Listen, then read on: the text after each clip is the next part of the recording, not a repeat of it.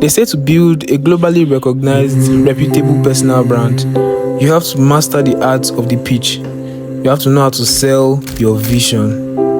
I just wish they explained the pains that you go through, and there's so many things you have to learn in this journey of pitching yourself. By the way, hey there, my name is Neche. I am a young creative with a dream that feels a bit too big for where I am right now. I want to be a global creator, telling stories that inspires and drives impact. It sounds impossible, but I'm documenting the entire blueprint now, so that people will not come and begging me for the way when I reach there. Sorry, just joking. Join me on this journey. Let's see if we can do it together.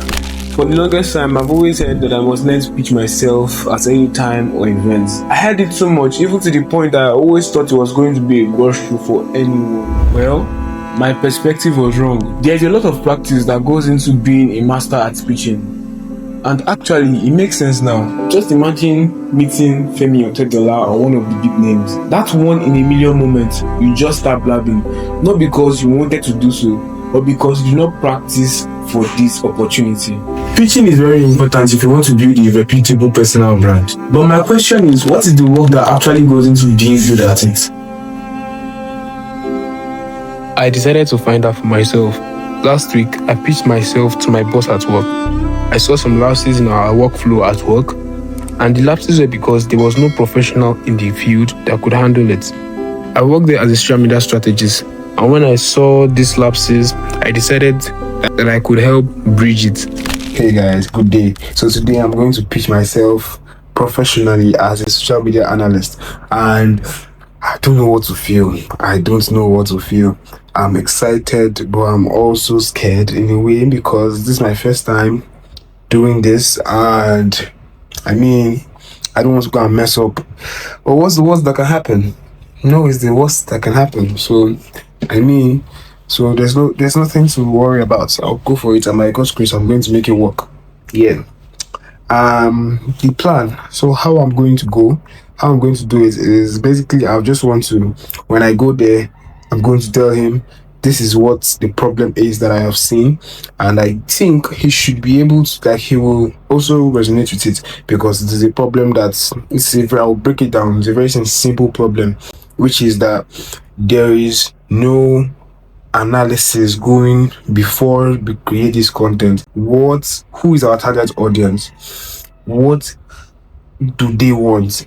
And stuff like that. How can we make the algorithm to get this to our target audience? So if eventually we want to even boost the video or the content, what will make the people that will see the content stay and want to actually like to convert them as well? So yeah, that's the main problem, and the solution is where the analyst comes in, because the analyst is supposed to analyze the data that we already have so far, because we have quite a number of data, but we're not using it. So yeah, so let's see how it goes. That's basically my blueprint for this. Is my first, so I don't really know much, but yeah, let's go for it. See you guys after the pitch. Hey guys, we did it. Like seriously, I don't know guy, but we did it. It was a mixture of being scared and excitement at the same time, because I was scared. What if he fails? What if I speak wrongly or something like that, cha? I was able to speak very well. In fact, I was surprised, but I thank God, cha. I was surprised because not very surprised, but yeah, I spoke very well, fluently, and I hit the nail on the head. Yeah.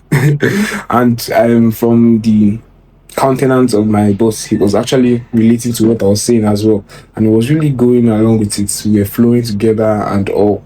So at the end of the day, I was able to pitch myself, and I think to some extent it worked, and he gave me access to some things that I did not have access to before. Yeah, and then there was a problem. The problem was that I pitched myself so well that I forgot. I would not say I forgot, but I did not put in the price. the cost, or what do you call it, like the increment, the additional salary. Because the main thing, except from the fact that I wanted to actually help the company out, I also want compensation for what I want to add, the work I want to add to myself. So after pitching myself, he really loved the ideas, he even added more. He was like, yes, yes, yes, we were just going well, and it was good. It was good. But then I did not add in, okay, sir, for this work, for this additional work, this is how much I want as maybe an incremental compensation, because I'm currently doing my NYSC, and so I cannot really do too much because I'm supposed to be serving the country, so collecting a huge amount of money is going to be, but at least something. So that was the problem I faced. And so I'll be researching about it so that I can learn more, so that in my next pitch, I'll be able to, put in every single thing, not leaving one of it out. Because I've noticed it from some other things. One of my friends actually told me, Eric Z, he's also a YouTuber as well. So he told me about this. He said that I'm always scared to call money out, or to say price for something.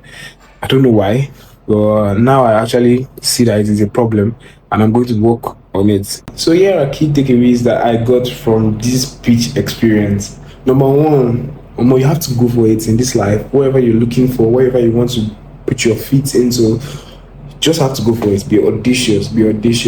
I also had an experience recently as well. I'm going to be posting that in the next video, probably. Yeah, that's going to be next week, so stay tuned for that. Be audacious. That's number one. Be very audacious, no matter in what way. Just be audacious. Just try something out. Do it scared, because I was scared. Did I tell you guys, when I went there, I went to my boss's room, or in his office? As I opened the door, he said I should come in, I should sit down. As I sat down, I was sweating. His room was cold, the office was cold, but then I was sweating. I could feel the sweat dropping from my hand.